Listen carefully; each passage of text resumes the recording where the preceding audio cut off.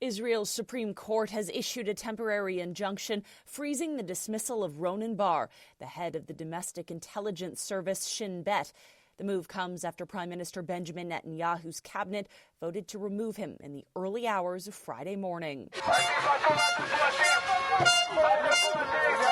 Netanyahu's recent announcement that he had lost trust in Bar and subsequent word of his dismissal have triggered large demonstrations, with protesters on Friday trying to breach police barriers leading to the PM's residence in Jerusalem. We are very concerned that these are the last days of Israel as a democracy, says this protester.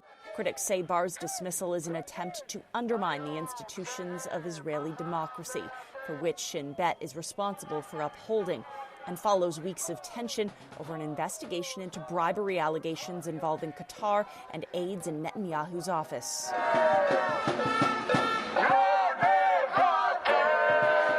Demonstrators joined forces with protesters against the renewed fighting in Gaza. This week, Israel broke its ceasefire with Hamas, ordering its troops deeper into Gaza Friday, vowing to hold more land until all hostages are released. Palestinian health officials estimate some 600 people have been killed in the enclave since Tuesday. When the occupation announced the end of the ceasefire and the return of the war, it was honestly maybe the most dangerous and difficult nightmare we had in mind, says this Palestinian man who returned to his damaged home in Rafah when the ceasefire took effect late January.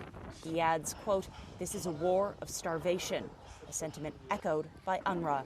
This all comes against a backdrop of no supplies having entered Gaza since the beginning of March, so for about 19 days. So this is the longest period since the start of the conflict back in October 2023, when no supplies whatsoever have entered Gaza. For City News, I'm Michelle Mackey.